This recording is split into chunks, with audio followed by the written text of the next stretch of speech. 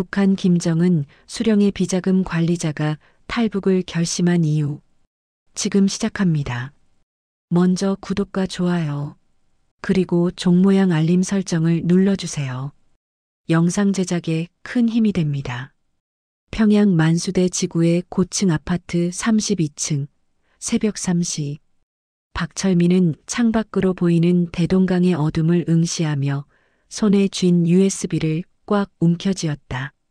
56세의 그는 지난 30년간 김정일의 비자금을 관리해온 재정국 부국장이었다. 스위스 추리히 은행의 계좌번호 12개, 총 47억 달러에 달하는 자금의 접근 코드가 모두 그의 손에 있었다. 하지만 이 모든 권력과 부도딸 박미연의 비명소리를 지울 수는 없었다. 19살 미연이 국가안전보위부 요원들에게 끌려간 것은 석 달 전이었다. 최고존엄께서 친히 선택하신 영광이라는 통보와 함께 기쁨조. 그 단어만으로도 박철민의 손이 떨렸다. 딸이 겪을 일들을 상상하는 것만으로 그는 매일 밤 술로 정신을 잃어야 했다. 하지만 오늘 밤은 달랐다. 오늘은 마지막 밤이었다. 박철민은 침실로 들어가 아내 강숙희를 깨웠다. 여보, 일어나요. 그의 목소리는 차분했지만 눈빛은 결연했다. 강숙희는 남편의 표정을 보자마자 모든 것을 이해했다. 그녀는 이미 준비된 가방을 침대 밑에서 꺼냈다. 미화 10만 달러, 중국 위안화 50만 위안, 그리고 가짜 신분증 3벌. 박철민이 3년 전부터 조금씩 준비해온 것들이었다. 미연이는요? 강숙희가 떨리는 목소리로 물었다. 나중에 데려올 거요. 일단 우리가 살아야 딸도 구할 수 있어. 박철민은 거짓말을 했다. 그는 이미 알고 있었다. 미연을 다시 볼 수 없다는 것을. 하지만 이 탈출이 성공한다면 최소한 김정은 정권에 치명타를 입힐 수 있을 것이었다. 그것만이 딸에게 해줄 수 있는 유일한 복수였다. 새벽 4시 30분, 박철민 부부는 평양 외곽의 룡성구역 창정거리에 있는 안전가옥에 도착했다. 여기서 그들을 기다리고 있던 것은 브로커 리명철이었다. 40대 초반의 리명철은 지난 15년간 고위급 탈북자 20명을 중국으로 빼돌린 전문가였다. 부국장 동지, 준비는 되셨습니까? 리명철의 목소리는 차가웠다. 감정 따위는 이 거래에 필요 없었다. 이게 계약금이요. 박철민은 서류 가방을 열어 미화 5만 달러 다발을 꺼냈다. 성공하면 20만 달러를 더 주겠소. 그리고 그는 잠시 망설이다 USB를 꺼내 보였다. 이 안에 있는 정보의 가치는 억 단위요. 당신도 알 거요. 이게 무엇인지. 리명철의 눈빛이 변했다. 그는 정확히 알고 있었다. 이 USB는 북한 정권의 급소였다. 김일성 일가의 비자금, 그것도 스위스 계좌의 접근 코드라면 이것은 단순한 탈북이 아니었다. 이것은 전쟁의 시작이었다. 압록강 국경까지는 차로 6시간이 걸렸다. 리명철은 위조한 군 차량 통행증을 검문소마다 제시했고 박철민은 뒷좌석에서 재정국 부국장의 위험을 과시했다. 새벽 검문은 느슨했다. 대부분의 경비병들은 졸고 있었고 박철민의 신분증을 본 초소장은 곧바로 경례를 붙였다. 하지만 신의주 외곽 마지막 검문소에서 상황이 달라졌다. 젊은 보위부 장교가 차를 세웠다. 동무, 평양에서 전화가 왔소. 박철민 부국장을 찾고 있다는데. 박철민의 심장이 멎는 것 같았다. 벌써? 이렇게 빨리? 리명철은 침착하게 권총을 꺼내 장교의 이마에 겨눴다. 미안하오, 동무. 하지만 우리는 가야 하오. 총성이 울렸다. 장교가 쓰러지고 검문소가 발칵 뒤집혔다. 빨리. 리명철이 소리쳤고 차는 국경의 어둠 속으로 돌진했다. 압록강 얼음 위를 건너는 15분은 영겁처럼 느껴졌다. 뒤에서 추격 차량의 헤드라이트가 보였고 총성이 들렸다. 하지만 그들은 이미 중국 땅에 발을 디뎠다. 중국 단둥의 한 허름한 여관. 박철민 부부는 숨을 돌리며 다음 계획을 세웠다. 하지만 그들은 몰랐다. 이미 국제정보기관들이 움직이기 시작했다는 것을. 북한 국가안전보위부는 긴급 지령을 내렸다. 박철민을 생포하라. 사살 불가. 반드시 살아서 데려와야 한다. 최고 위급 회의에서 김정은은 분노로 떨고 있었다. 그의 비자금, 아버지 김정일이 평생 모은 스위스 계좌가 위험에 처했다. 이것은 체제의 존립이 걸린 문제였다. 즉시 정찰총국 소속 공작원 30명이 중국으로 파견됐다. 그중 가장 위험한 인물은 리설아였다. 32세의 그녀는 북한 최고의 여성 공작원이었다.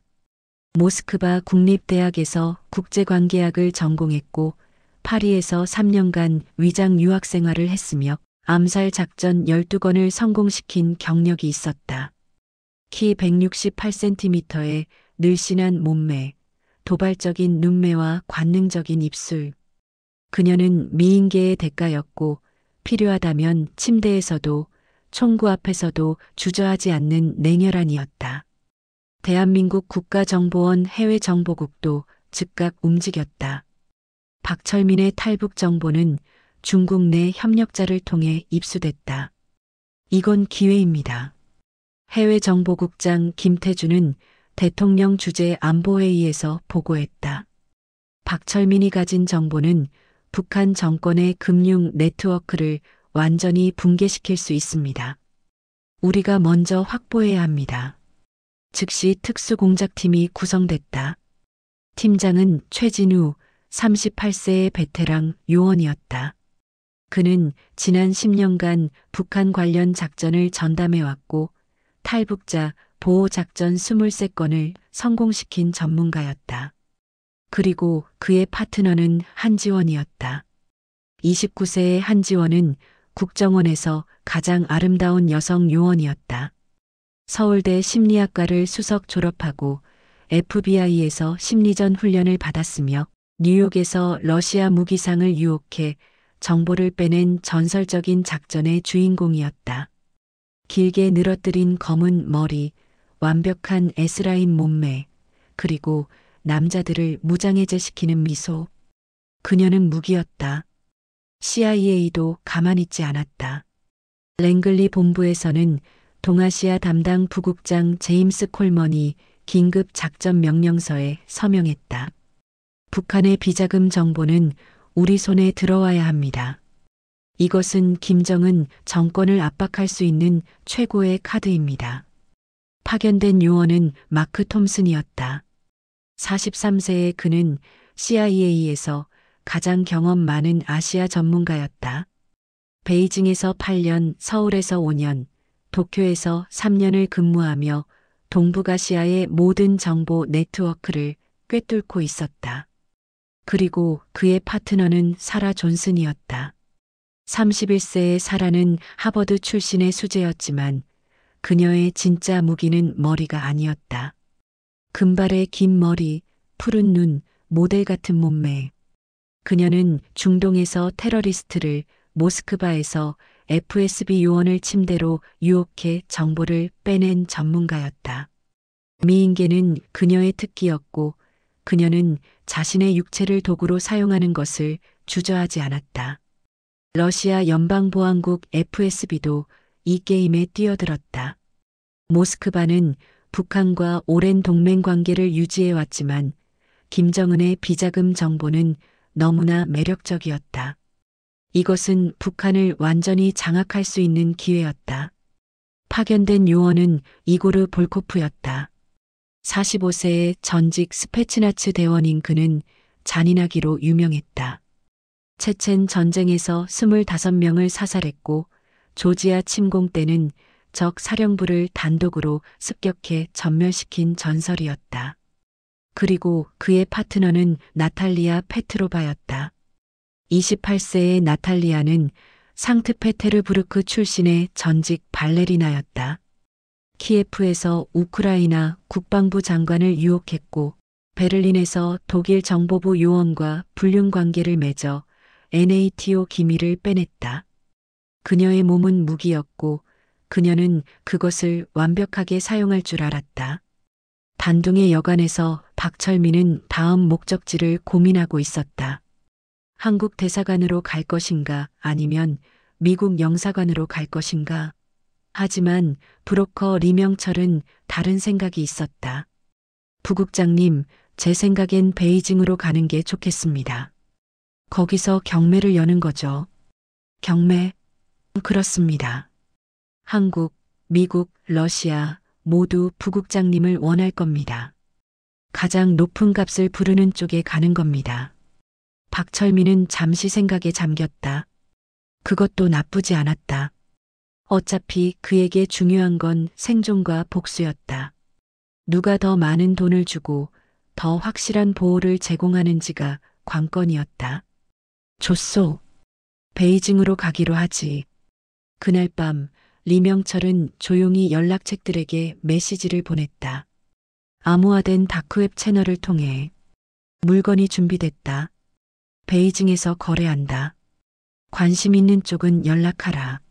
메시지는 12시간 안에 전 세계 정보기관에 퍼졌다. 최진우와 한지원은 인천공항에서 베이징행 비행기에 올랐다. 비즈니스석 옆자리에 앉은 두 사람은 겉으로는 평범한 사업가 부부처럼 보였다. 하지만 최진우의 서류 가방에는 글록 17, 권총과 예비 탄창이, 한지원의 핸드백에는 소형 발신기와 독극물이 숨겨져 있었다. 이번 작전은 쉽지 않을 거야. 최진우가 낮은 목소리로 말했다. 북한 공작원들도 올 거고 CIA와 러시아도 움직일 거야. 우리가 먼저 박철민을 확보해야 해. 걱정 마. 한지원이 미소 지었다. 필요하다면 뭐든 할 거야. 내 몸도 무기가 될 수 있어. 최진우는 한지원의 눈을 바라봤다. 그 눈빛에는 결연함과 동시에 위험한 관능미가 있었다. 그는 알고 있었다. 한지원이 과거 작전에서 무엇을 했는지, 어떻게 남자들을 유혹하고 파멸시켰는지. 그것이 그녀의 무기였고 그녀는 그것을 완벽하게 다룰 줄 알았다. 베이징 서우두 국제공항. 마크 톰슨과 사라 존슨도 도착했다. 그들은 즉시 미국 대사관으로 향했고 중국 공안부와의 협력 체계를 구축하기 시작했다. 박철민을 먼저 찾는 게 관건입니다. 마크가 베이징 지부장에게 보고했다. 중국 내 모든 협력자를 동원하십시오. 탈북자 브로커 네트워크, 조선족 커뮤니티 모두요. 한편 사라는 호텔방에서 옷을 갈아입고 있었다. 타이트한 검은색 드레스, 하이힐, 그리고 진한 화장. 그녀는 거울을 보며 만족스러운 미소를 지었다. 오늘 밤엔 조선족 브로커들이 모이는 클럽에 갈 거야. 거기서 정보를 캐낼 수 있을 거야. 마크는 고개를 끄덕였다. 그는 사라의 방법을 알고 있었다.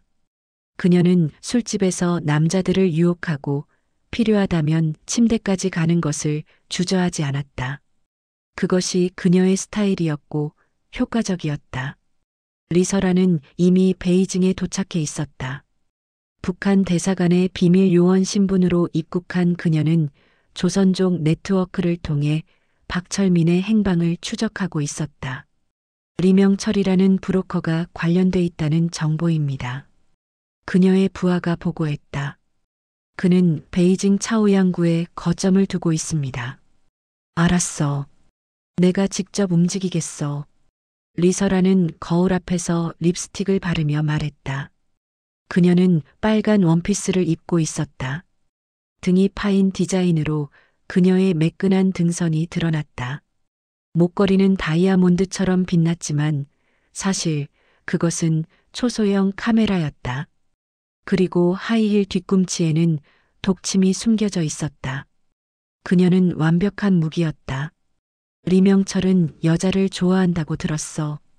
오늘 밤 그를 만나러 가겠어. 그녀의 목소리는 차갑고 단호했다.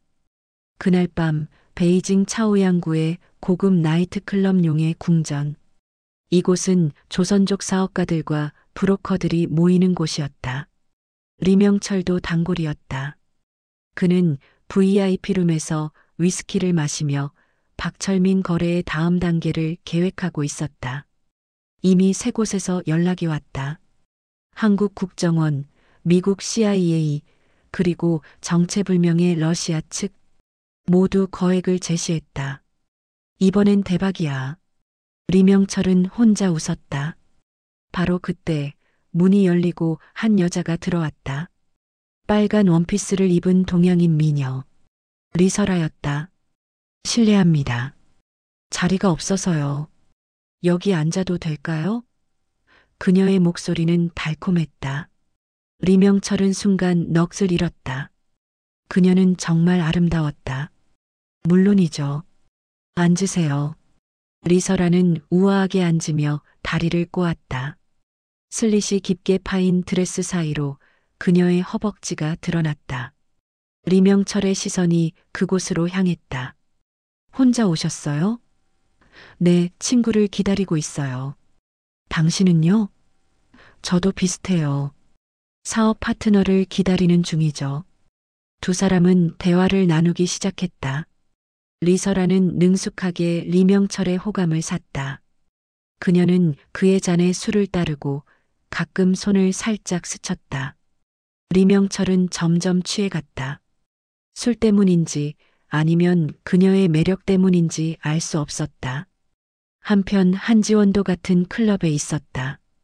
검은 드레스를 입은 그녀는 바에 앉아 칵테일을 마시며 주변을 관찰하고 있었다.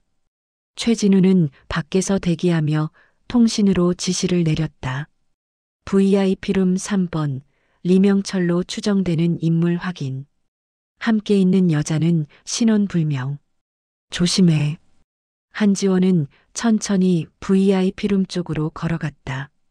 바로 그때 누군가 그녀의 어깨를 잡았다. 혼자 오셨나요? 돌아보니 40대 서양 남자였다. 마크 톰슨이었다. 한지원은 즉시 CIA 요원임을 알아챘다. 그의 눈빛, 서 있는 자세, 모든 것이 훈련받은 요원의 것이었다. 네, 친구를 기다리고 있어요. 한지원은 미소 지으며 대답했다.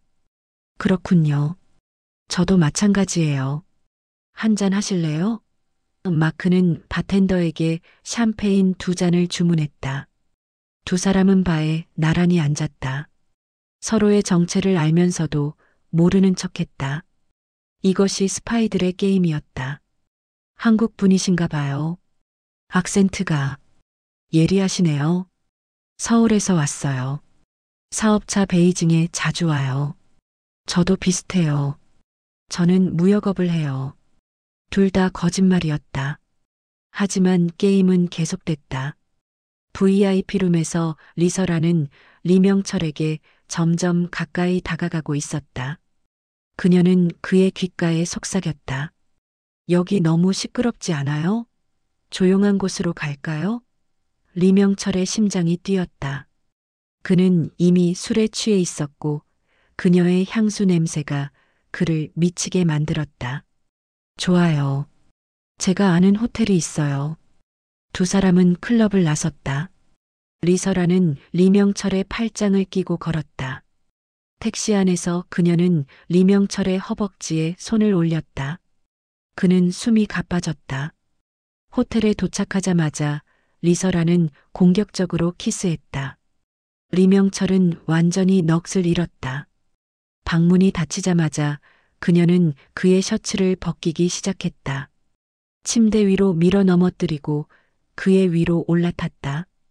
드레스가 허벅지까지 올라갔고 그녀의 매끈한 다리가 그를 감쌌다. 당신 정말 섹시해요. 리명철이 헐떡이며 말했다. 하지만 바로 그 순간 리설아의 표정이 차갑게 변했다. 그녀는 베개 밑에서 작은 주사기를 꺼냈다. 미안해요. 하지만 당신이 가진 정보가 필요해요. 주사기가 리명철의 목에 꽂혔다. 그는 순식간에 의식을 잃었다. 한지원은 마크와 함께 호텔 바로 이동했다. 분위기 있는 재즈 음악이 흐르는 곳이었다. 마크는 와인을 주문하며 대화를 이어갔다. 서울은 정말 아름다운 도시죠. 자주 가요. 가보셨어요?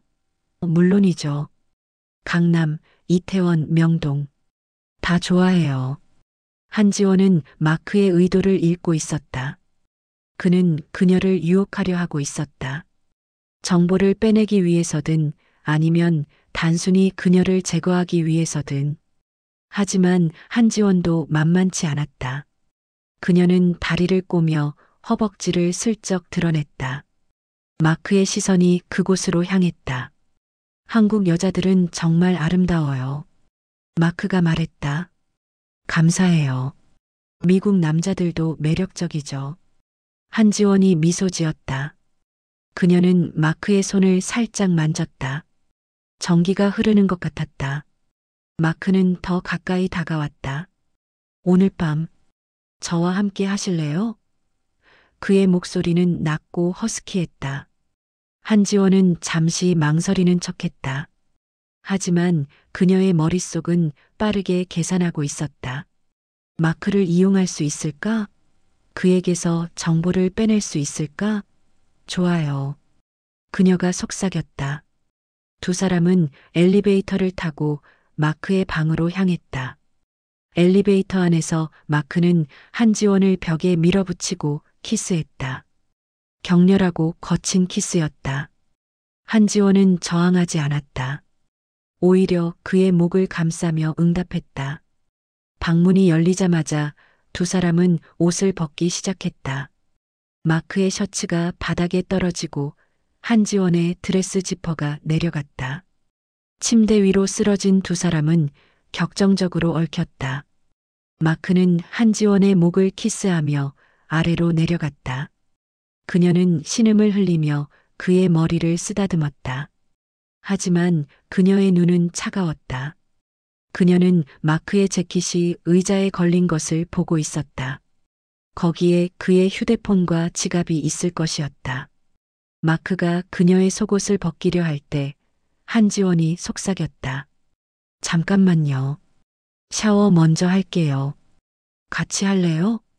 마크는 고개를 끄덕였다. 두 사람은 욕실로 들어갔다. 뜨거운 물줄기 아래서 두 사람의 몸이 다시 얽혔다. 한지원은 마크를 벽에 밀어붙이고 무릎을 꿇었다. 마크는 천장을 보며 신음했다. 바로 그 순간 한지원은 샤워부스 선반에 있던 면도날을 슬쩍 집어넣었다. 작은 무기, 필요할 때를 위해.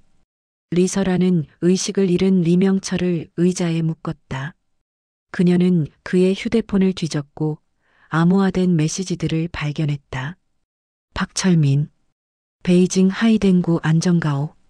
주소가 있었다. 리서라는 만족스러운 미소를 지었다. 바로 그때 리명철이 깨어났다. 뭐야? 당신? 안녕하세요, 리명철 씨. 조선민주주의인민공화국 국가안전보위부입니다. 리서라의 목소리는 차가웠다. 박철민이 어디 있죠? 미친년. 날 죽일 셈이야? 그건 당신 선택에 달렸어요. 협조하면 살려줄게요. 거부하면. 그녀는 다시 주사기를 꺼냈다. 이번엔 독극물이에요. 30초 안에 죽을 거예요. 리명철은 땀을 흘리기 시작했다. 그는 리서라의 눈을 봤다. 거기엔 망설임이 없었다. 그녀는 정말로 그를 죽일 것이었다. 알았어. 말할게.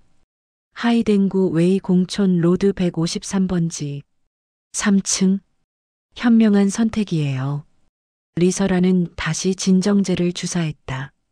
리명철은 다시 의식을 잃었다. 그녀는 옷을 정리하고 호텔을 나섰다. 목표는 정해졌다. 한지원과 마크는 침대 위에 누워 있었다. 격렬한 관계 후 두 사람은 땀에 젖어 있었다. 마크는 잠들어 있었고 한지원은 조용히 일어났다. 그녀는 마크의 재킷에서 휴대폰을 꺼냈다. 지문 인식이 필요했지만 한지원은 준비돼 있었다.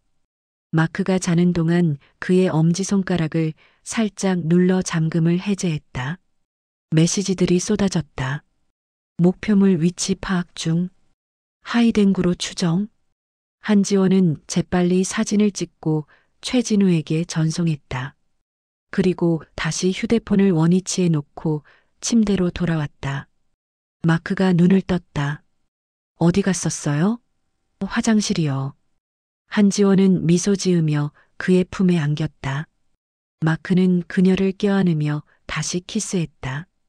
하지만 그도 알고 있었다. 이것은 게임이었다. 그리고 둘 다 이기려 하고 있었다. 이고르 볼코프와 나탈리아 페트로바도 베이징에 도착했다. 러시아 대사관을 통해 입국한 그들은 즉시 조선족 네트워크와 접촉했다. 박철민의 위치를 찾아야 합니다. 이고르의 목소리는 차가웠다. 모든 수단을 동원하십시오. 나탈리아는 중국 공안부 고위 간부와 접촉하기로 했다. 그녀는 왕 부국장이 여자를 좋아한다는 정보를 입수했다. 그날 밤 그녀는 왕 부국장이 자주 가는 고급 레스토랑에 나타났다. 흰색 드레스를 입은 나탈리아는 숨막히게 아름다웠다. 금발 머리가 어깨 위로 흘러내렸고 깊게 파인 가슴골이 시선을 사로잡았다. 왕 부국장은 그녀를 보자마자 넋을 잃었다. 혼자 오셨나요? 그가 다가와 물었다. 네, 친구가 늦어서요. 나탈리아의 중국어는 완벽했다. 제 테이블에 함께 하시겠어요? 영광이에요. 두 사람은 저녁을 함께 했다. 나탈리아는 능숙하게 왕 부국장을 유혹했다. 그녀는 다리를 꼬며 허벅지를 드러냈고 와인을 마시며 입술을 하찼다. 왕 부국장은 완전히 매료됐다. 식사 후 나탈리아는 제안했다. 제 호텔에서 한 잔 더 할까요? 왕 부국장은 주저없이 따라왔다. 호텔 방에서 나탈리아는 왕 부국장에게 술을 따르며 대화를 이어갔다. 중국 공안부는 정말 강력하다고 들었어요. 모든 정보를 다 알고 계시겠죠? 물론이죠. 베이징에서 일어나는 모든 일을 우리가 압니다. 왕 부국장은 자랑스럽게 말했다. 그럼 북한 탈북자들도 추적하시나요? 나탈리아가 슬쩍 물었다. 당연하죠. 최근에도 고위급 탈북자가 있었어요. 박철민이라는. 왕 부국장은 갑자기 입을 다물었다. 너무 많이 말한 것을 깨달았다. 하지만 나탈리아는 이미 필요한 정보를 얻었다. 그녀는 왕 부국장에게 다가가 키스했다. 그는 저항하지 않았다. 나탈리아는 그를 침대로 밀어 넘어뜨리고 위로 올라탔다. 드레스가 허리까지 올라갔고 그녀의 완벽한 몸매가 드러났다. 왕 부국장은 신음했다. 나탈리아는 능숙하게 그의 옷을 벗기고 관계를 시작했다. 격렬하고 야수적인 섹스였다. 왕 부국장이 절정에 도달했을 때 나탈리아는 속삭였다. 박철민이 정확히 어디 있어요? 하이댕구, 웨이공촌. 그가 헐떡이며 대답했다. 나탈리아는 만족스러운 미소를 지었다. 임무 완수. 베이징 하이댕구 웨이공촌 로드 153번지. 3층 아파트에 박철민 부부가 숨어 있었다. 하지만 그들은 몰랐다. 이미 모든 정보기관이 이 주소를 알고 있다는 것을. 그날 밤 5팀이 동시에 움직이기 시작했다. 북한 리서라 팀, 한국 최진우 마이너스 한지원 팀, 미국 마크 마이너스 사라 팀, 러시아 이고르 마이너스 나탈리아 팀, 가리고 중국 공안부. 자정이 되자 건물 주변은 긴장감으로 가득 찼다. 리서라는 뒷골목에서 건물을 감시하고 있었다. 그녀는 권총에 소음기를 장착했다. 2층에서 3층으로 올라간다. 그녀가 무전으로 지시했다.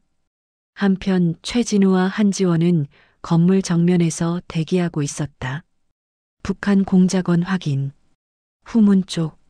최진우가 한지원에게 속삭였다. 내가 박철민을 확보할게.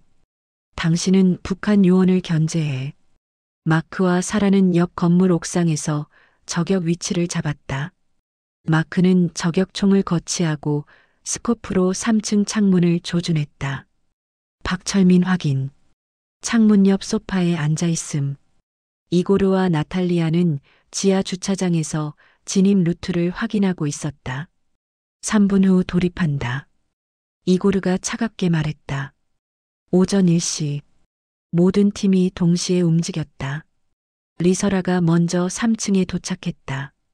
그녀는 자물쇠를 따고 조용히 문을 열었다. 거실에 박철민이 보였다. 그는 노트북으로 뭔가를 작업하고 있었다. 리설아는 권총을 겨누며 다가갔다. 박철민 동무. 오랜만입니다. 박철민은 놀라 돌아봤다. 리설아였다. 그는 그녀를 알고 있었다. 평양에서 본 적이 있었다. 당신, 보이부, 맞습니다. 저와 함께 가시죠. 조용히. 바로 그 순간 뒷문이 박살났다. 한지원이 돌입했다. 그녀도 권총을 들고 있었다. 손들어. 대한민국 국가정보원이다. 리설아와 한지원이 서로를 겨냥했다. 긴장된 대치 상황. 비켜. 이 사람은 우리가 데려간다. 리설아가 차갑게 말했다. 안 돼. 박철민 씨는 한국 정부의 보호를 받을 권리가 있어. 한지원이 맞섰다. 두 여자의 눈빛이 부딪혔다. 둘 다 물러서지 않았다. 바로 그때 창문이 깨지며 사라가 로프를 타고 진입했다. FBI. 모두 무기를 내려놓아. 상황은 더욱 복잡해졌다. 3명의 여성 요원이 서로를 겨냥하고 있었다. 박철민은 공포에 떨며 구석으로 물러났다. 현관문이 또 박살났다. 이고르가 돌입했다. 그의 거대한 체구가 문간을 가득 메웠다. 모두 무기 버려. 안 그러면 다 죽는다. 그의 목소리는 살기로 가득 찼다. 나탈리아도 뒤따라 들어왔다. 5명의 요원이 좁은 거실에서 대치했다. 모두 총을 겨누고 있었다. 한 명이라도 방아쇠를 당기면 모두 죽을 상황이었다. 이건 미친 짓이야. 마크가 계단에서 나타나며 말했다. 우리 모두 여기서 죽고 싶지 않잖아. 협상하자. 협상? 리설아가 비웃었다. 박철민은 조선민주주의인민공화국의 반역자야. 우리가 데려갈 거야. 그 전에 내가 그를 쏴 죽일 거야. 이고르가 박철민에게 총을 겨눴다. 러시아가 정보를 못 가지면 아무도 못 가진다. 긴장이 극도로 고조됐다. 바로 그 순간 박철민이 소리쳤다.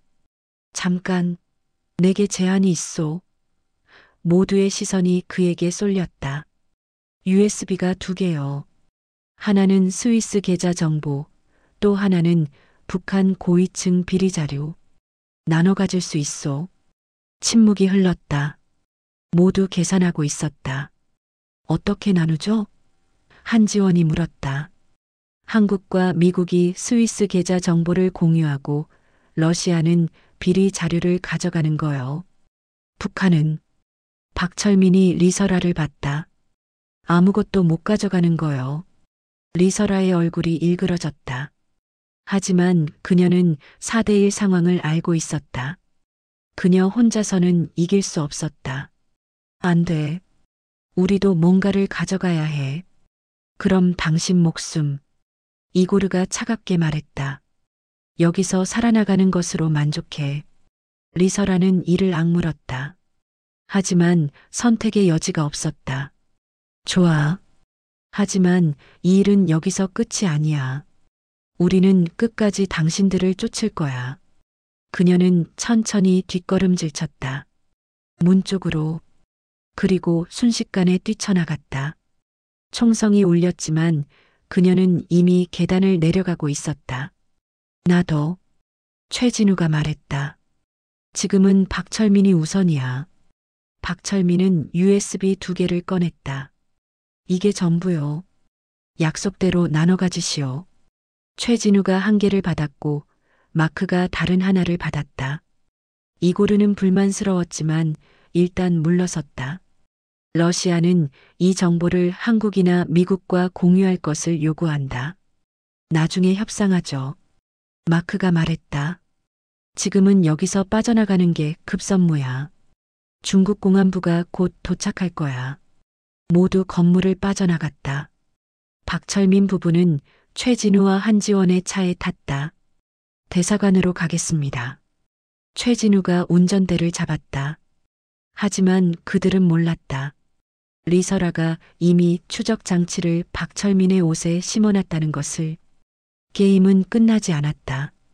오히려 이제 시작이었다.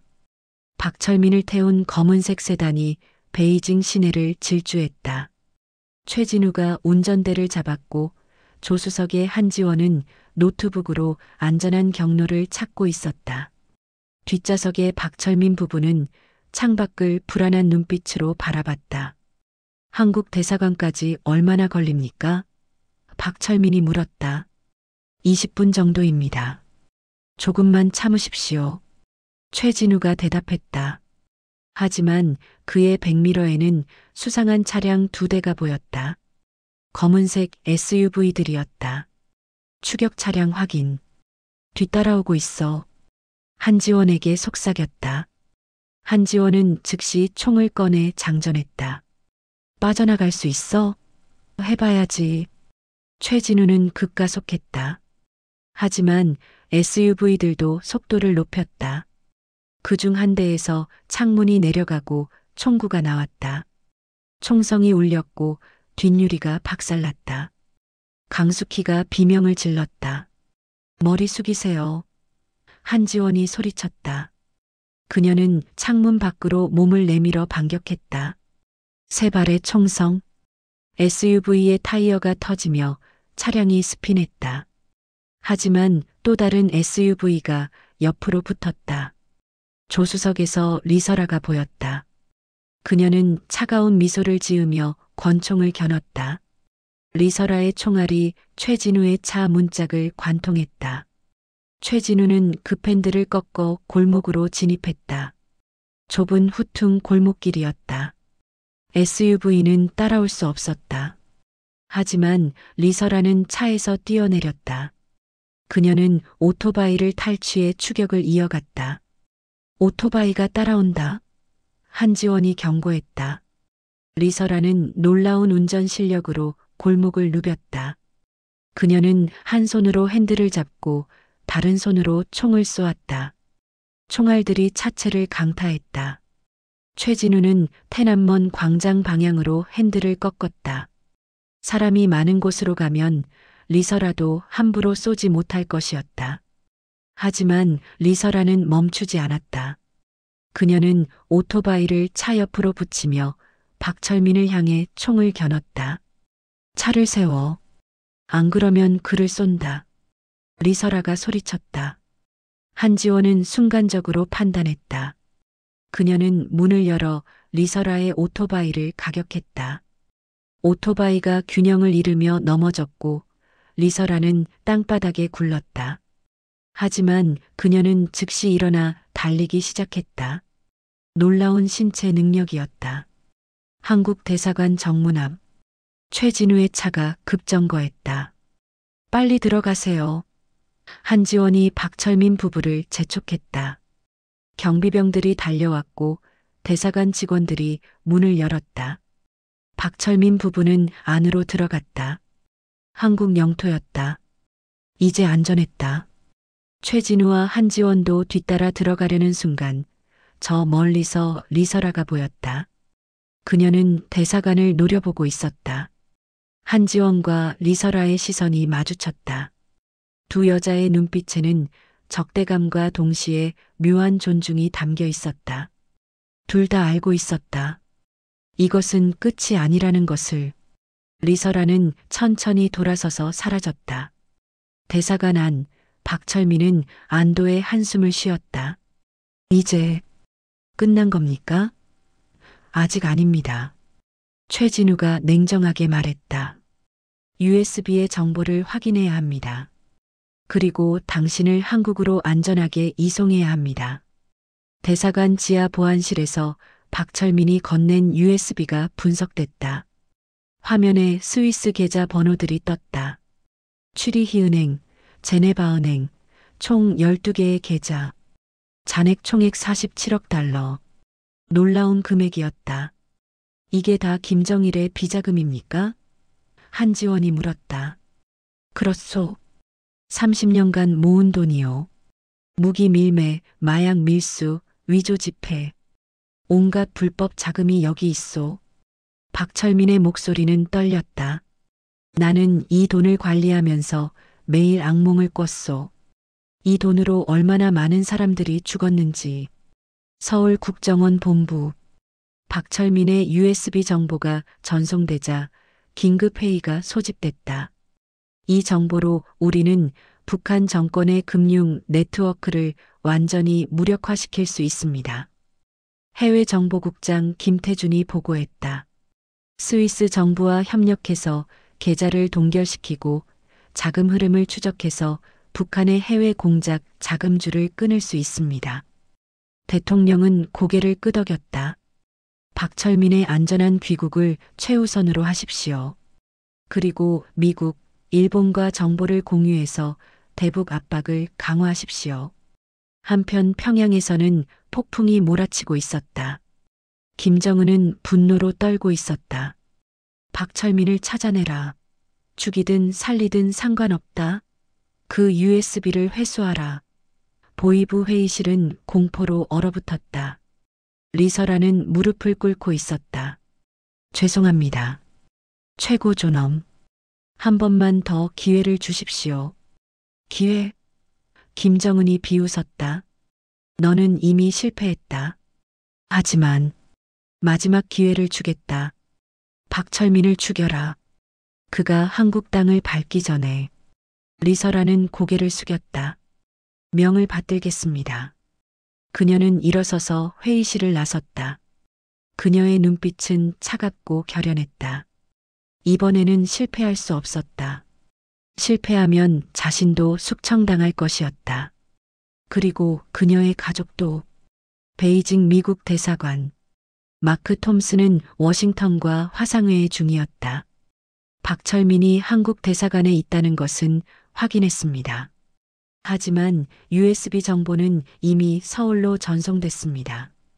한국과 정보 공유 협상을 시작하십시오. CIA 부국장이 지시했다. 이 정보는 우리에게도 중요합니다. 북한의 자금 네트워크를 추적하면 그들의 핵개발 프로그램도 타격할 수 있습니다. 회의가 끝나고 마크는 사라를 불렀다. 오늘 밤 한국 대사관 참사관과 만나기로 했어. 내가 가줘. 사라는 알았다는 듯 고개를 끄덕였다. 그녀는 정확히 무엇을 해야 하는지 알고 있었다. 그날 밤 베이징의 고급 바에서 사라는 한국 대사관 참사관 이준혁을 만났다. 35세의 이준혁은 전형적인 엘리트 외교관이었다. 서울대 외교학과를 수석 졸업하고 국가고시에 합격해 외교부에 입부했다. 사라는 빨간 드레스를 입고 나타났다. 그녀의 금발이 조명 아래서 빛났고 깊게 파인 가슴골이 이준혁의 시선을 사로잡았다. 이 참사관님 만나서 반갑습니다. 사라의 목소리는 부드러웠다. 저도요, 존슨 씨. 이준혁은 약간 긴장한 듯했다. 두 사람은 와인을 마시며 대화를 나눴다. 사라는 능숙하게 이준혁을 편안하게 만들었다. 그녀는 그의 말에 귀 기울이고 웃어주고 가끔 손을 살짝 터치했다. 박철민 씨의 정보 정말 중요하다고 들었어요. 사라가 슬쩍 화제를 꺼냈다. 네, 매우 중요합니다. 이준혁이 대답했다. 하지만 제가 말씀드릴 수 있는 건 제한적입니다. 물론이에요. 저도 이해해요. 사라는 미소 지으며 더 가까이 다가앉았다. 그녀의 허벅지가 이준혁의 다리에 스쳤다. 이준혁의 호흡이 가빠졌다. 그런데 오늘 밤 너무 외로워요. 혼자 호텔에 있기가. 사라가 속삭였다. 이준혁은 망설였다. 하지만 사라의 파란 눈이 그를 빨아들였다. 제 호텔도 가까운데. 그가 떨리는 목소리로 말했다. 함께 갈까요? 사라가 물었다. 이준혁은 고개를 끄덕였다. 두 사람은 택시를 타고 이준혁의 호텔로 향했다. 차 안에서 사라는 이준혁의 허벅지에 손을 올렸다. 그는 심장이 터질 것 같았다. 호텔 방에 도착하자마자 사라는 이준혁을 벽에 밀어붙이고 키스했다. 공격적이고 열정적인 키스였다. 이준혁은 저항하지 않았다. 사라의 손이 그의 셔츠 안으로 들어갔고 그의 가슴을 쓰다듬었다. 침대로 가요. 이준혁이 헐떡였다. 두 사람은 침대로 쓰러졌다. 사라는 이준혁의 옷을 벗기기 시작했다. 넥타이, 셔츠, 바지가 차례로 벗겨졌다. 이준혁도 사라의 드레스 지퍼를 내렸다. 드레스가 바닥에 떨어지고 사라의 완벽한 몸이 드러났다. 레이스 속옷만 입은 그녀는 숨막히게 아름다웠다. 사라는 이준혁을 침대에 눕히고 그 위로 올라탔다. 그녀의 긴 금발이 이준혁의 얼굴을 스쳤다. 당신, 정말 섹시해요. 이준혁이 신음했다. 사라는 미소 지으며 그의 목을 키스했다. 아래로 내려가며 가슴을, 복부를 키스했다. 이준혁은 숨을 참았다. 사라의 입술이 더 아래로 내려갔다. 그는 천장을 보며 신음했다. 사라는 능숙하게 그를 자극했다. 그녀의 혀가 움직일 때마다 이준혁의 몸이 떨렸다. 제발, 더. 그가 애원했다. 사라는 천천히 올라와 그의 위에 앉았다. 그녀는 그를 안으로 받아들이며 천천히 움직이기 시작했다. 이준혁의 손이 사라의 허리를 잡았다. 그녀는 점점 빠르게 움직였다. 두 사람의 신음소리가 방 안을 채웠다. 땀이 흘렀고 숨이 가빠졌다. 사라는 이준혁의 귓가에 속삭였다. 박철민, 언제 한국으로 가요? 이준혁은 황홀경 속에서 대답했다. 모레, 특별기로. 어느 공항으로? 베이징 공항. 새벽 6시. 사라는 만족스러운 미소를 지었다. 그녀는 더 격렬하게 움직이며 이준혁을 절정으로 몰아갔다. 이준혁이 절정에 도달했을 때 그는 사라의 이름을 외쳤다. 두 사람은 땀에 젖은 채 침대에 쓰러졌다. 이준혁은 곧 잠들었다. 사라는 조용히 일어나 옷을 입었다. 그녀는 이준혁의 서류 가방을 열어 서류들을 촬영했다.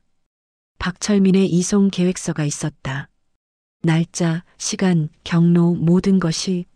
사라는 재빨리 마크에게 전송했다. 임무 완수. 그녀는 메모를 하나 남기고 방을 나섰다. 멋진 밤이었어요. -S. 한국 대사관 내부. 한지원은 박철민과 단둘이 있었다. 최진우는 서울 본부와 통화 중이었고 강숙희는 다른 방에서 쉬고 있었다. 부국장님, 한 가지 여쭤보고 싶은 게 있습니다. 한지원이 조심스럽게 말했다. 무엇이오? 따님, 미연 씨를 구출할 방법은 없습니까? 박철민의 얼굴이 굳었다. 없소. 미연이는 이미. 그는 말을 잇지 못했다. 눈물이 흘렀다. 한지원은 박철민의 손을 잡았다. 죄송합니다. 제가 너무 경솔했습니다. 아니요. 당신 잘못이 아니오. 박철민이 고개를 저었다. 나는 매일 밤 미연이 생각을 하오. 그 아이가 지금 어떤 고통을 겪고 있을지. 나 때문에. 부국장님의 잘못이 아닙니다. 그런 끔찍한 제도를 만든 정권의 잘못입니다. 한지원의 목소리는 단호했다. 부국장님이 가진 정보로 우리는 그 정권에 타격을 줄 수 있습니다. 그것이 따님을 위한 최선의 복수일 겁니다. 박철민은 고개를 끄덕였다. 바로 그때 최진우가 들어왔다. 서울에서 연락 왔습니다. 모레 새벽 특별기로 귀국하십니다. 알겠습니다. 박철민이 대답했다. 하지만 그는 몰랐다. 이미 그 정보가 CIA를 거쳐 여러 정보기관에 퍼졌다는 것을, 그리고 리서라도 알게 됐다는 것을. 평양. 리서라는 베이징행 비행기에 탑승했다. 이번에는 혼자가 아니었다. 특수부대 출신 공작원 5명이 함께였다. 모두 암살 전문가들이었다. 작전은 간단하다. 리서라가 브리핑했다. 베이징 공항에서 박철민을 사살한다. 실패는 용납되지 않는다. 공작원들은 고개를 끄덕였다. 그들은 모두 충성스러운 전사들이었다. 실패하면 가족이 수용소로 보내진다는 것을 알고 있었다. 베이징에 도착한 리서라 팀은 즉시 공항 주변을 정찰하기 시작했다. 그들은 공항 직원으로 위장했다. 청소부, 보안요원, 식당 종업원. 모두 완벽한 위장이었다. 리서라는 공항 내부 지도를 입수했고 박철민이 지나갈 경로를 파악했다. 여기. 그녀가 지도의 한 지점을 가리켰다. VIP 전용 통로. 경비가 약한 구간이다. 여기서 저격한다. 저격수가 고개를 끄덕였다. 그는 조립식 저격총을 가방에 숨겨왔다. 사거리 800m, 충분한 거리였다. 하지만 리서라는 백업 플랜도 준비했다. 저격이 실패하면 직접 돌입한다. 폭탄도 준비했다. 박철민이 타는 차에 부착한다. 공작원들은 폭발물을 확인했다. 시사 플라스틱 폭탄 2kg. 차량을 완전히 파괴하기에 충분했다. 러시아도 움직였다. 이고르와 나탈리아는 박철민의 이송 정보를 입수한 후 모스크바에 보고했다. 박철민을 납치하라. FSB 국장의 명령이었다. 그를 모스크바로 데려와라. 비자금 정보는 러시아가 가져야 한다. 이고르는 베이징 주재 러시아 정보원들을 소집했다. 10명의 공작원이 모였다. 모두 전직 스페츠나츠 대원들이었다. 베이징 공항 활주로에 헬기를 대기시켜라. 이고르가 지시했다. 박철민을 납치해서 헬기로 몽골 국경까지 간다. 거기서 러시아 수송기로 환승한다. 한국 경호팀은? 부하가 물었다. 제거한다. 이고르의 대답은 간결했다. 살상을 최소화하되 저항하면 사살한다. 나탈리아는 다른 계획을 세우고 있었다. 그녀는 한국 대사관 내부에 침투할 방법을 찾고 있었다. 경호팀 중 남자가 몇 명이지? 최진우 포함 5명입니다. 1명만 유혹하면 돼. 나탈리아가 미소 지었다. 그녀는 대사관 주변을 배회하며 경호원들을 관찰했다. 그중 1명, 30대 초반의 젊은 요원이 눈에 띄었다. 김동현이라는 이름의 그는 매일 같은 시간에 커피숍에 들렀다. 나탈리아는 다음 날 그 커피숍에 나타났다. 흰색 블라우스와 청바지를 입은 그녀는 자연스러워 보였다. 그녀는 김동현 옆자리에 앉아 실수로 그의 팔에 커피를 쏟았다. 오, 죄송해요. 나탈리아가 당황한 척하며 냅킨으로 그의 팔을 닦았다. 괜찮습니다. 김동현이 미소 지었다. 제가 조심했어야 하는데. 정말 미안해요. 제가 커피 한 잔 사드릴게요. 나탈리아가 제안했다. 아니에요, 괜찮습니다. 아니에요, 제 실수인데. 꼭 사드리고 싶어요. 그녀의 파란 눈이 김동현을 바라봤다. 그는 거절할 수 없었다. 그럼, 감사합니다. 두 사람은 함께 커피를 마셨다. 나탈리아는 자신을 러시아에서 온 관광객이라고 소개했다. 베이징 정말 멋진 도시네요. 한 달째 여행 중이에요. 그렇군요. 저는 여기서 일해요. 김동현이 대답했다. 무슨 일 하세요? 보안 관련 일이요. 그는 자세한 말을 피했다. 나탈리아는 더 캐묻지 않았다. 대신 그녀는 자신의 여행 이야기를 들려줬다. 재미있고 매력적으로. 김동현은 점점 그녀에게 끌렸다. 대화가 끝날 무렵 나탈리아가 말했다. 오늘 저녁 시간 있으세요? 저녁이나 함께하면 어떨까요? 혼자 여행하다 보니 외로워서. 김동현은 망설였다. 임무 중에 사적인 만남은 금지돼 있었다. 하지만 그녀의 미소를 거절할 수 없었다. 좋습니다. 저녁 8시에 만날까요? 완벽해요. 나탈리아가 환하게 웃었다. 그날 저녁 두 사람은 베이징의 고급 레스토랑에서 만났다. 나탈리아는 검은색 원피스를 입고 나타났다.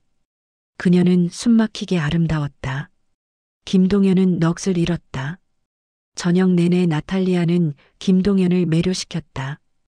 그녀는 그의 이야기에 귀 기울이고 웃어주고 가끔 손을 터치했다. 와인이 몇 병 비워졌을 때 나탈리아가 제안했다. 산책할까요?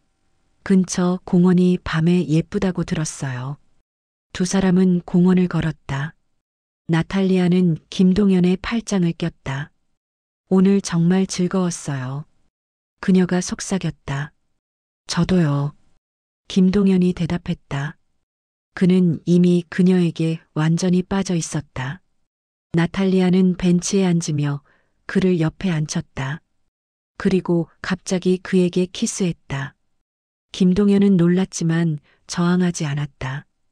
그는 그녀를 끌어안고 깊은 키스를 나눴다. 나탈리아의 손이 그의 허벅지로 올라갔다. 호텔로 갈까요? 그녀가 속삭였다. 김동현은 이성을 잃었다. 네. 호텔 방에서 두 사람은 격렬하게 얽혔다. 옷가지들이 사방으로 날아갔다.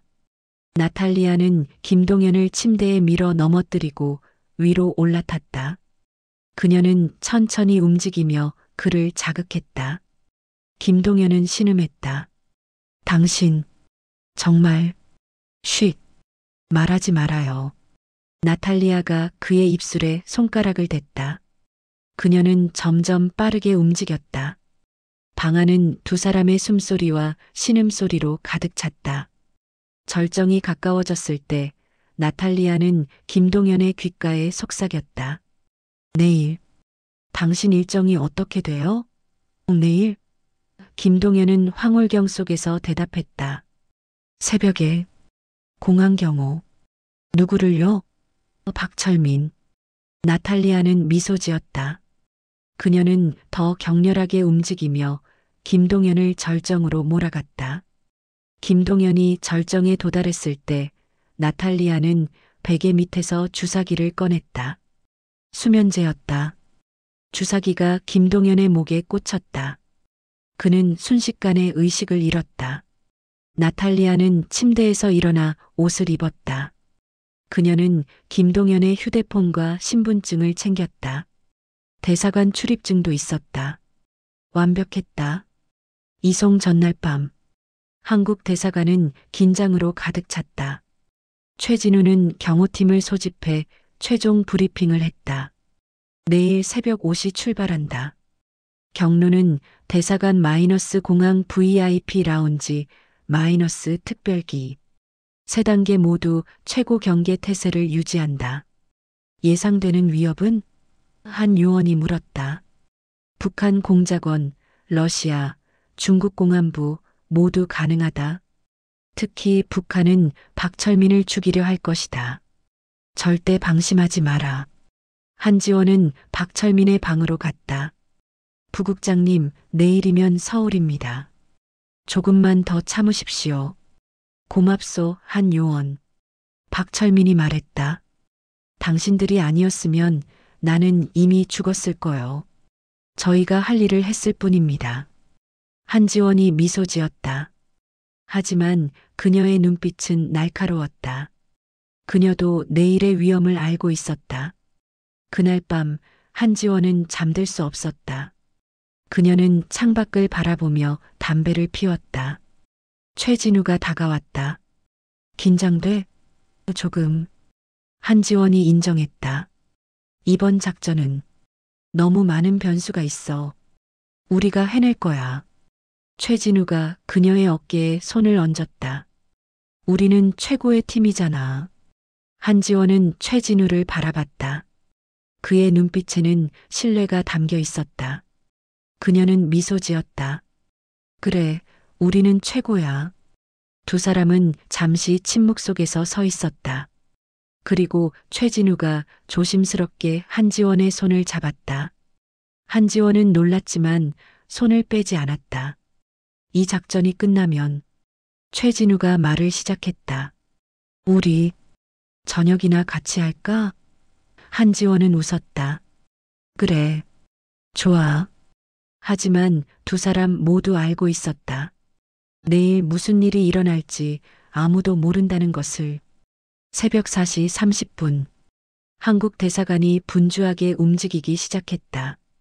경호팀은 방탄복을 착용하고 무기를 점검했다. 박철민 부부는 방탄 차량에 탑승했다. 최진우가 운전석에, 한지원이 조수석에 앉았다. 뒷좌석에는 박철민 부부와 또 다른 경호원 2명. 출발한다. 최진우가 무전으로 알렸다. 차량 세대가 대사관 정문을 나섰다. 선두 차량에는 선발대, 중간에 박철민이 탄 차량, 후미의 후속 차량. 완벽한 경호 대응이었다. 베이징의 새벽 거리는 한산했다. 하지만 어둠 속에는 위험이 도사리고 있었다. 공항까지는 30분 거리. 리서라는 저격 위치에서 대기하고 있었다. 그녀는 공항 근처 건물 옥상에 있었다. 저격수가 총을 거치하고 스코프를 조정했다. 목표물 차량 접근 중. 관찰병이 보고했다. 거리 1200m. 리서라는 쌍안경으로 도로를 주시했다. 박철민이 탄 차량이 보였다. 거리 800m. 사격 준비. 저격수가 방아쇠에 손가락을 걸었다. 하지만 바로 그 순간 선두 차량이 급정거했다. 도로에 트럭이 나타난 것이다. 러시아 팀이었다. 이고르의 부하들이 트럭으로 도로를 막았다. 뭐야, 저건? 최진우가 급브레이크를 밟았다. 트럭에서 무장한 남자들이 뛰어내렸다. 자동 소총을 들고 있었다. 매복이다. 후진. 최진우가 소리쳤다. 하지만 후방에서도 차량이 나타나 퇴로를 막았다. 완벽한 협공이었다. 총성이 울렸다. 러시아 공작원들이 선두 차량을 향해 발포했다. 총알이 빗발쳤다. 한국 경호원들도 반격했다. 새벽의 정적을 깨는 총격전이 벌어졌다. 최진우는 박철민의 차량을 인도로 올려 탈출을 시도했다. 하지만 리서라의 저격수가 타이어를 조준했다. 총성 한 발. 앞 타이어가 터졌다. 차량이 균형을 잃으며 옆으로 기울었다. 타이어 피격. 차량 정지. 최진우가 무전으로 외쳤다. 한지원은 즉시 차에서 뛰어내려 엄호 사격을 시작했다.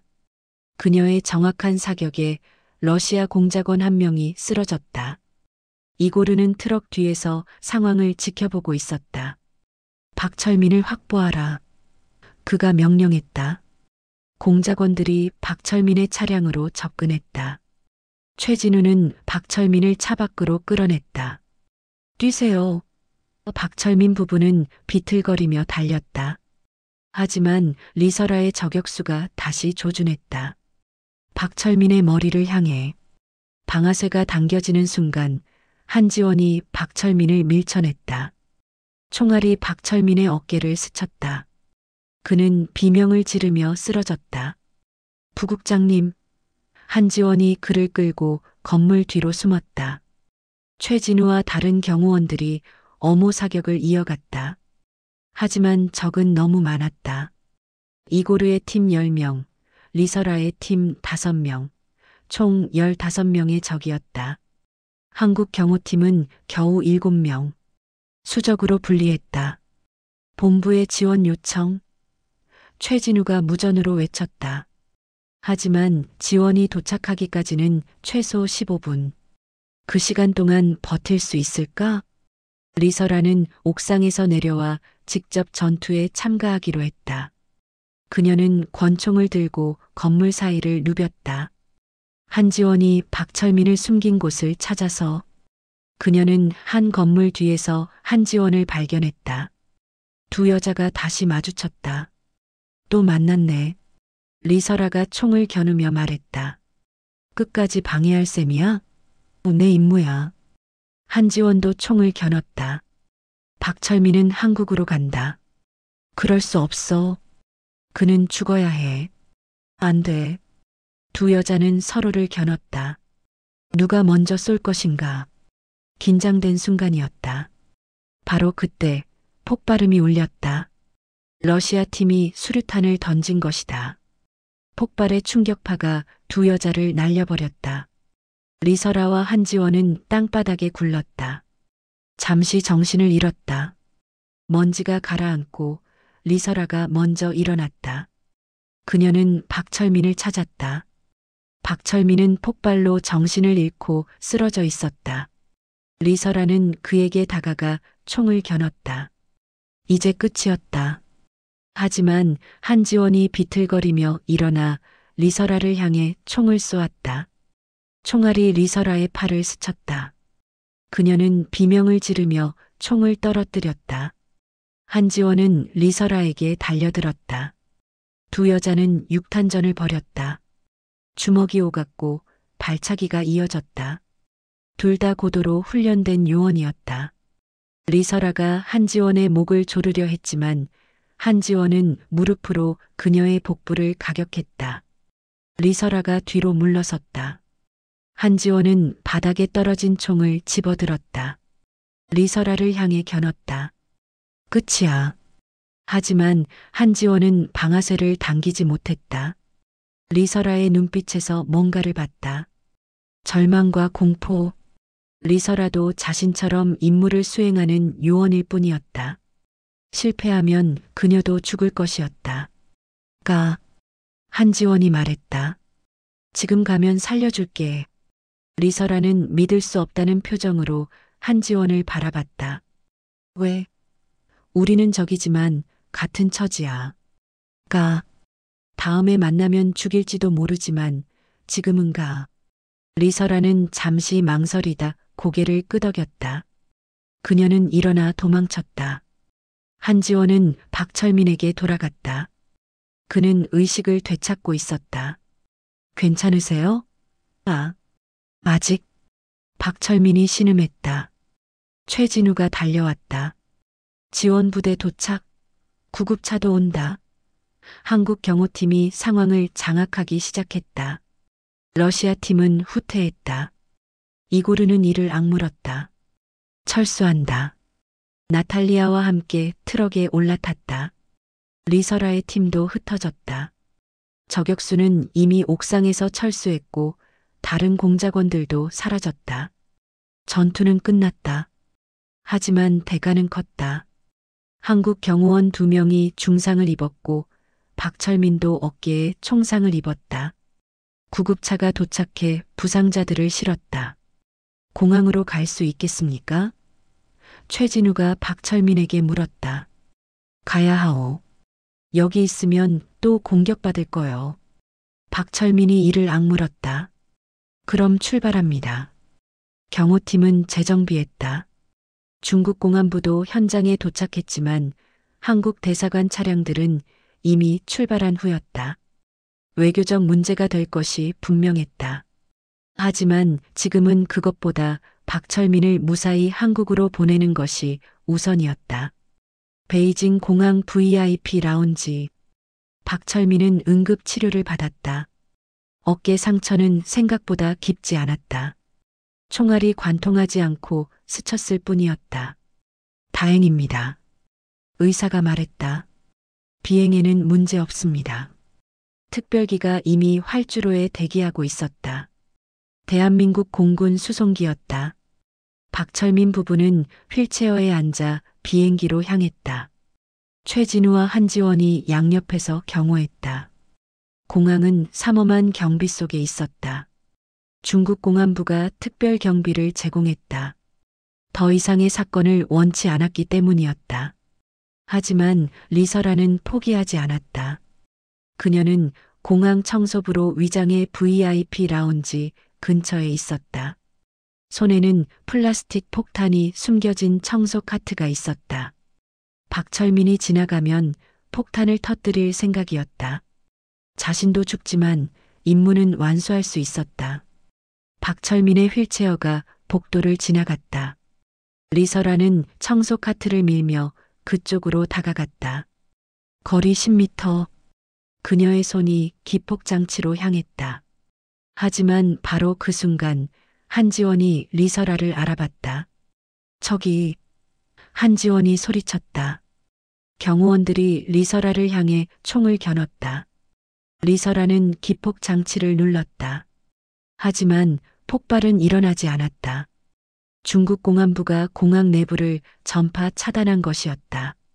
무선 기폭장치가 작동하지 않았다. 리설아는 절망했다. 경호원들이 그녀를 향해 달려왔다. 그녀는 카트를 버리고 도망쳤다. 복도를 질주했다. 뒤에서 총성이 울렸다. 총알이 그녀의 다리를 스쳤다. 그녀는 비틀거렸지만 계속 달렸다. 비상구를 향해 문을 열고 계단을 내려갔다. 1층으로 밖으로. 공항 밖 주차장에서 대기 차량에 올라탔다. 출발. 차가 급출발했다. 경호원들이 뒤쫓았지만 이미 늦었다. 리설아는 탈출했다. 하지만 임무는 실패했다. 완전한 실패였다. 박철민은 무사히 특별기에 탑승했다. 비행기 문이 닫혔다. 최진우는 안도의 한숨을 쉬었다. 이제 안전합니다. 한지원도 긴장을 풀었다. 그녀는 창밖을 바라봤다. 베이징의 하늘이 밝아오고 있었다. 비행기가 이륙했다. 2시간 후면 인천공항이었다. 박철민은 아내의 손을 꽉 잡았다. 여보, 우리 해냈소. 강숙희는 눈물을 흘렸다. 미연이가 보고 싶어요. 나도 그렇소. 박철민도 눈물을 흘렸다. 하지만 미연이를 위해서라도 우리는 살아남아야 하오. 그리고 저 정권을 무너뜨려야 하오. 비행기는 순조롭게 비행했다. 인천공항이 가까워졌다. 대한민국 영공에 진입했다. 이제 정말 안전했다. 착륙 10분 전 박철민은 최진우를 불렀다. 최 팀장. 네, 부국장님. 고맙소. 당신들이 아니었으면 나는 이미 죽었을 거요. 제 임무를 했을 뿐입니다. 아니요.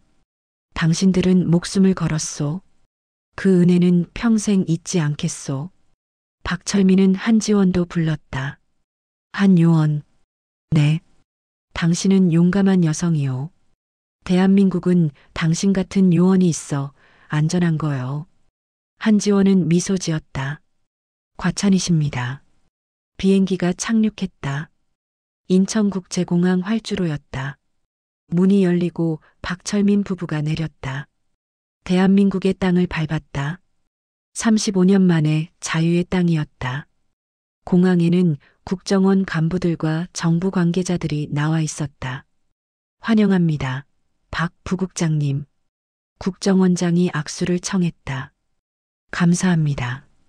박철민이 고개를 숙였다. 기자들의 카메라 플래시가 터졌다. 대한민국 언론이 취재하고 있었다. 하지만 신원 보호를 위해 박철민의 얼굴은 모자이크 처리될 것이었다. 서울 국정원 본부. 박철민은 디브리핑을 받았다. 그가 가진 정보들이 하나씩 분석됐다. 스위스 계좌 정보는 즉시 스위스 정부에 전달됐다. 국제 공조 수사가 시작됐다. 북한의 비자금 네트워크가 서서히 드러났다. 김정은 정권에게는 치명타였다. 47억 달러의 자금이 동결됐다. 해외 공작 자금이 끊겼다. 핵개발 자금도 타격을 받았다.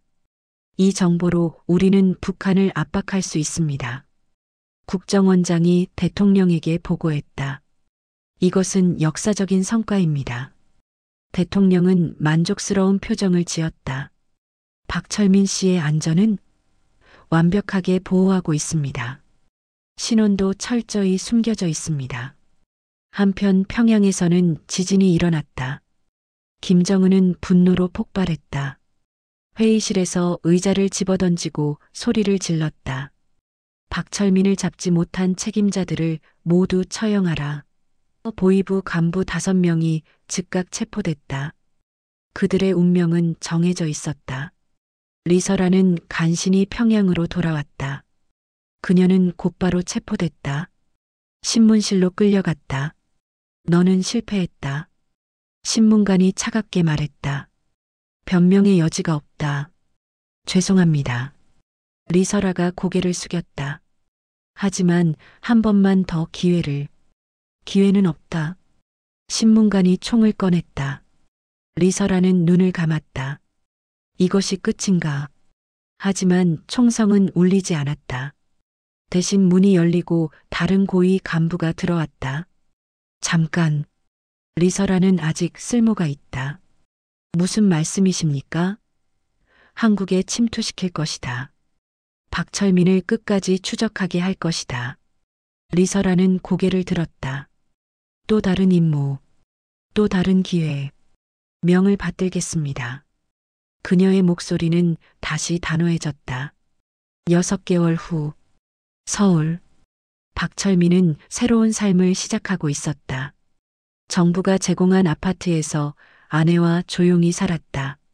신호는 완전히 바뀌었다. 이제 그는 박철민이 아니라 김현수였다. 하지만 그는 여전히 딸을 그리워했다. 매일 밤 미연의 사진을 보며 눈물을 흘렸다. 미연아, 아빠가 미안하다. 어느 날 그에게 연락이 왔다. 국정원에서였다. 부국장님, 중요한 소식이 있습니다. 최진우가 직접 찾아왔다. 따님, 미현 씨 소식입니다. 박철민의 심장이 멎는 것 같았다. 미현이가 살아있습니다. 기쁨조에서 빠져나왔습니다. 중국으로 탈출했습니다. 뭐라고? 박철민은 믿을 수 없었다. 지금 어디 있소? 중국 선양시에 있습니다. 우리 협력자가 보호하고 있습니다. 곧 한국으로 데려올 수 있습니다. 박철민은 주저앉으며 울었다. 감사합니다. 정말 감사합니다. 2주 후 인천공항.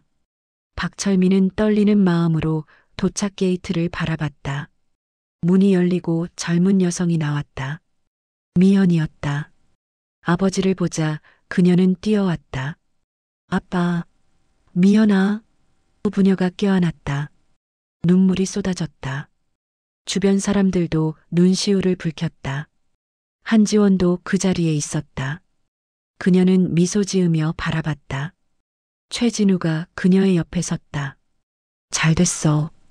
응, 정말 다행이야. 한지원이 대답했다. 최진우는 한지원의 손을 잡았다. 그녀는 놀랐지만 손을 빼지 않았다. 저녁같이 할까? 우리 약속 아직 유효하잖아. 한지원은 웃었다. 그래. 좋아. 평양. 리설아는 새로운 임무를 준비하고 있었다.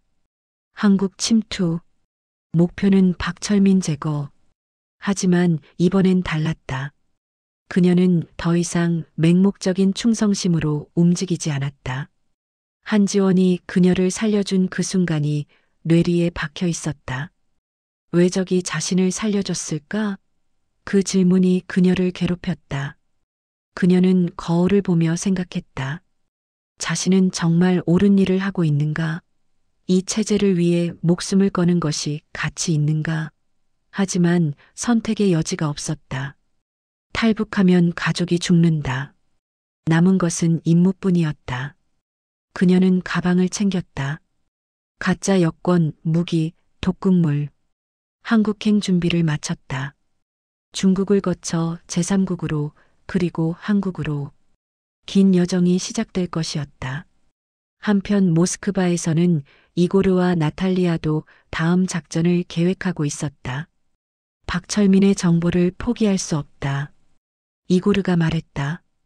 한국에 침투해서 다시 시도한다. 나탈리아는 동의했다. 그들도 실패의 대가를 치를 수 없었다. 실패하면 시베리아 수용소행이었다. 그들도 한국행을 준비했다. CIA도 마찬가지였다. 마크와 사라는 워싱턴의 명령을 받았다. 박철민을 계속 감시하라. 북한이 다시 시도할 것이다. 그때를 대비하라.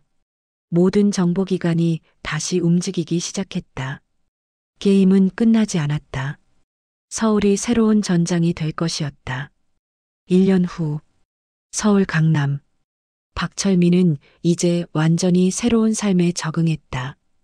딸 미연은 대학에 입학했고 아내 강숙희는 작은 카페를 운영하고 있었다. 평범하고 행복한 삶. 하지만 국정원의 보호는 계속됐다. 최진우와 한지원은 이제 연인 사이가 되어 있었다. 그들은 여전히 박철민을 담당하고 있었다. 요즘 별일 없으시죠? 한지원이 정기 방문해서 물었다. 네, 덕분에 잘 지내고 있습니다. 박철민이 미소 지었다. 하지만 그날 밤 리설아가 서울에 도착했다. 그녀는 관광객으로 위장했다. 일본 여권을 사용했다. 공항 검색대를 무사히 통과했다. 서울의 밤은 화려했다. 네온 사인이 거리를 밝혔다. 리설아는 호텔방에서 박철민의 위치를 추적하기 시작했다. 국정원의 보안망은 촘촘했다. 쉽지 않을 것이었다. 하지만 그녀는 포기하지 않았다. 며칠 후 그녀는 박철민의 딸 미연을 발견했다. 대학 캠퍼스에서 그녀는 미연을 미행하기 시작했다. 미연을 통해 아버지에게 접근할 수 있을 것이었다. 하지만 국정원도 가만히 있지 않았다. 한지원은 이상한 기운을 감지했다. 누군가 미연 씨를 지켜보고 있어. 그녀가 최진우에게 말했다. 확실해? 느낌이야. 하지만 내 느낌은 틀린 적이 없어. 최진우는 즉시 미연에게 경호원을 추가 배치했다. 리설아는 감시가 강화된 것을 알아챘다. 계획을 바꿔야 했다. 직접 접근은 불가능했다. 그렇다면 그녀는 새로운 계획을 세웠다. 인질극. 미연을 납치해서 박철민을 유인하는 것. 위험했지만 유일한 방법이었다. 어느 금요일 밤 미연은 친구들과 홍대에서 놀고 있었다. 경호원들은 거리를 두고 감시했다. 리설아는 기회를 노렸다. 미연이 화장실에 갈 때였다. 경호원들이 잠시 시야를 놓쳤다. 리설아는 화장실로 따라 들어갔다. 미연이 세면대에서 손을 씻고 있을 때 리설아가 뒤에서 다가갔다. 그녀는 마취제를 적신 수건을 미연의 입과 코에 댔다. 미연은 저항했지만 곧 의식을 잃었다. 리설아는 미연을 비상구로 끌고 나갔다. 밖에서 대기하던 차량에 실었다. 완벽한 납치였다. 경호원들이 이상함을 감지한 것은 10분 후였다. 미연 씨가 화장실에서 나오지 않습니다. 즉각 수색이 시작됐다. 화장실은 비어 있었다. CCTV를 확인하자 리설아의 모습이 잡혔다. 북한 공작원이다. 한지원이 소리쳤다. 리설아. 국정원은 비상체제에 돌입했다. 서울 전역에 경보가 내려졌다. 하지만 리설아는 이미 안전가옥으로 미연을 데려간 상태였다. 그녀는 박철민에게 영상 메시지를 보냈다. 박철민. 당신 딸이 내 손에 있다. 24시간 안에 당신이 나타나지 않으면 딸은 죽는다. 장소는 따로 알려주겠다. 혼자 와라. 경찰이나 국정원이 오면 딸은 즉시 죽는다. 박철민은 영상을 보고 무너졌다. 미연아. 안 돼. 최진우와 한지원이 달려왔다. 부국장님, 절대 혼자 가시면 안 됩니다. 우리가 구출 작전을 세우겠습니다. 안 돼. 미연이가 위험해. 우리를 믿으십시오. 미연 씨를 무사히 구출하겠습니다. 한지원이 단호하게 말했다. 국정원은 긴급 작전팀을 구성했다. 특수부대도 투입됐다. 리설아의 위치를 추적하기 시작했다. 영상 메시지의 메타데이터를 분석했고 배경소음을 분석했다. 경기도 파주로 추정됩니다. 분석관이 보고했다. 구체적으로 파주시 적성면 일대 폐공장이나 창고로 보입니다. 특수부대가 즉시 출동했다. 최진우와 한지원도 동행했다. 그들은 야간 투시경과 최신 장비로 무장했다. 한편 박철민은 몰래 집을 나섰다. 그는 딸을 직접 구하기로 결심했다. 국정원의 감시를 피해 택시를 탔다. 리설아가 알려준 장소로 향했다. 파주의 한 폐공장이었다. 밤 11시 폐공장 주변은 어둠에 쌓여 있었다. 박철민은 떨리는 손으로 공장 문을 열었다. 안은 깜깜했다. 리설아, 나왔다. 미연이를 놔줘. 그의 목소리가 공장 안에 울렸다. 불이 켜졌다. 리설아가 나타났다. 그녀 뒤에는 의자에 묶인 미연이 있었다. 아빠. 미연이 울부짖었다. 조용히 해. 리설아가 미연의 입에 테이프를 붙였다. 박철민, 드디어 왔군. 날 죽이려거든 죽여. 하지만 미연이는 놔줘. 아이는 무죄야. 무죄? 리설아가 비웃었다. 북한에는 무죄가 없어. 아버지가 반역자면 딸도 반역자야. 제발. 박철민이 무릎을 꿇었다. 미연이만은. 리설아는 총을 꺼내 박철민을 겨눴다. 하지만 그녀의 손이 떨렸다. 한지원의 얼굴이 떠올랐다. 그녀를 살려준 그 순간. 적이 보여준 자비. 왜 망설이는 거야? 리설아가 스스로에게 물었다. 바로 그 순간 공장 문이 박살났다. 특수부대가 돌입했다. 손들어. 무기 버려. 최진우가 소리쳤다. 리설아는 반사적으로 미연을 방패로 삼았다. 총구를 미연의 머리에 댔다. 움직이면 쏜다. 리설아, 그만해. 한지원이 나타났다. 이건 끝이야. 더 이상 사람이 죽을 필요 없어. 넌 왜 날 살려줬어? 리설아가 물었다. 왜? 너도 나처럼 임무를 수행하는 사람이잖아. 선택의 여지가 없는. 그래도 넌 여기서 멈출 수 있어. 미연이를 놔줘. 그리고 항복해. 한국은 널 죽이지 않아. 거짓말. 진짜야. 넌 북한으로 돌아가면 어차피 죽어. 여기서 항복하면 살 수 있어. 리설아는 혼란스러웠다. 평생을 세뇌당하며 살았다. 하지만 지난 1년간 본 세상은 달랐다. 한국은 북한과 달랐다. 사람들은 자유로웠고 웃었고 살아있었다. 난 가족이 있어. 평양에. 알아. 우리가 데려올 수 있어. 내가 협조하면. 한지원이 한 걸음 다가갔다. 리설아의 눈에서 눈물이 흘렀다. 그녀는 평생 처음으로 울고 있었다. 총이 떨렸다. 그리고 천천히 내려갔다. 미안해. 리설아가 속삭였다. 그녀는 총을 버렸다. 미연을 놔줬다. 특수부대 요원들이 달려들어 그녀를 제압했다. 하지만 그녀는 저항하지 않았다. 박철민은 미연을 껴안았다. 미연아, 괜찮아? 아빠. 무서웠어. 이제 안전해. 다 끝났어. 한지원은 리설아를 바라봤다. 그녀는 수갑을 찬 채 고개를 숙이고 있었다. 고마워. 한지원이 말했다. 올바른 선택을 해줘서. 리설아는 고개를 들어 한지원을 바라봤다. 그리고 처음으로 진심 어린 미소를 지었다. 6개월 후, 리설아는 국정원의 조사를 받았다. 그녀는 북한의 모든 정보를 제공했다. 공작원 명단, 암호, 연락망. 엄청난 정보였다. 대가로 한국 정부는 그녀의 가족을 탈북시켰다. 어머니와 동생. 그들은 무사히 한국에 도착했다. 리설아는 어머니를 만나는 순간 무너져 내렸다. 엄마, 설아야. 모녀는 껴안고 울었다. 한국 정부는 리설아에게 새로운 신분을 제공했다. 이제 그녀는 이지혜라는 이름으로 살게 됐다. 국정원은 그녀에게 제안했다. 우리와 함께 일할 의향이 있습니까? 당신의 경험과 능력은 소중합니다. 리설아는 잠시 고민하다 고개를 끄덕였다. 네. 하지만 이번엔 올바른 일을 하고 싶습니다.